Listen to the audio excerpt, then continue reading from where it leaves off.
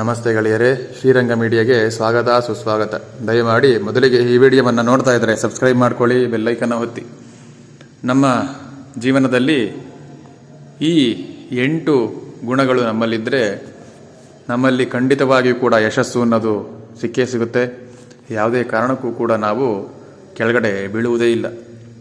ಆ 8 ಗುಣಗಳು ಯಾವುದು ಎಂದರೆ, ಪ್ರತಿಯೊಬ್ಬನೂ ಕೂಡ ಪ್ರಾತಃ ಕಾಲದಲ್ಲಿ ಆದಷ್ಟು ಬೇಗ ಏಳಬೇಕು.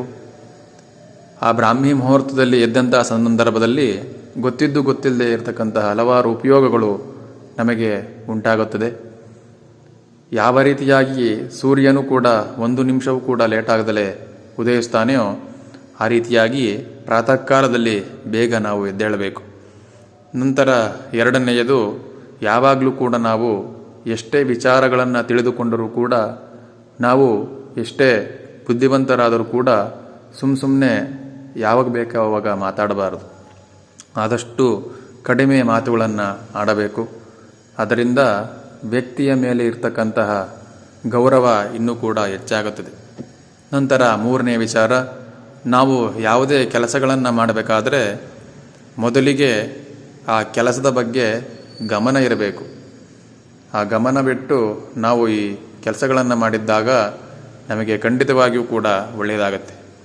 ನಂತರ ನಾಲ್ಕನೆಯದು, ನಾವು ಯಾವುದೋ ಒಂದು ಹಣ ಸಿಗುತ್ತೆ, ಅದರಿಂದ ಈ ಕೆಲಸವನ್ನು ಮಾಡ್ತಾ ಇದ್ದೇನೆ ಅಂತ ಹೇಳಿ ಅದನ್ನು ಕಡಿಮೆ ಕೆಲಸವನ್ನು ಮಾಡಬಾರ್ದು. ನಮಗೆ ಎಷ್ಟು ಸಂಬಳ ಬರುತ್ತದೆಯೋ ಅಷ್ಟು ಕಷ್ಟಪಟ್ಟು ಹೆಚ್ಚಿಗೆ ನಾವು ಕೆಲಸವನ್ನು ಮಾಡಬೇಕು. ಆನಂತರ ಐದನೆಯದು ತಾಳ್ಮೆ. ನಮ್ಮನ್ನು ಎಷ್ಟೋ ವ್ಯಕ್ತಿಗಳು ನಿಂದಿಸುತ್ತಾರೆ, ಬೈಯುತ್ತಾರೆ, ಹೊಗಳುತ್ತಾರೆ, ತೆಗಳುತ್ತಾರೆ. ಅದಕ್ಕೆ ಯಾವುದಕ್ಕೂ ಕೂಡ ಗಮನವನ್ನು ಕೊಡದಲೇ ನಾವು ಸದಾಕಾಲ ತಾಳ್ಮೆಯಿಂದ ಇರಬೇಕು.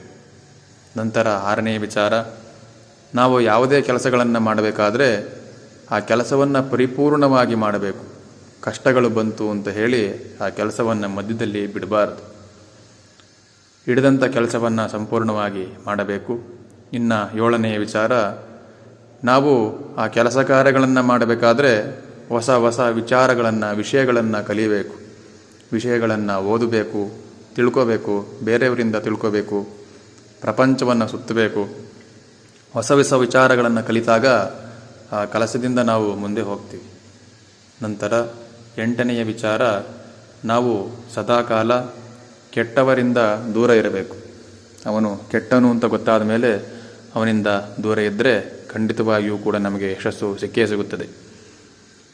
ಈ ಎಲ್ಲ ವಿಚಾರಗಳು ನಿಮಗೆ ಇಷ್ಟವಾಗಿದ್ದರೆ ದಯಮಾಡಿ ಕಾಮೆಂಟ್ ಬಾಕ್ಸಲ್ಲಿ ನಿಮ್ಮ ಅನಿಸಿಕೆಗಳನ್ನು ತಿಳಿಸಿ. ಈ ವಿಚಾರವನ್ನು ತಿಳಿದುಕೊಂಡು ನಾವೆಲ್ಲರೂ ಕೂಡ ಅದೇ ರೀತಿಯಾಗಿ ನಡೆದುಕೊಳ್ಳೋಣ. ಮುಂದಿನ ವಿಚಾರವಾಗಿ ಮುಂದಿನ ಸಂಚಿಕೆಯಲ್ಲಿ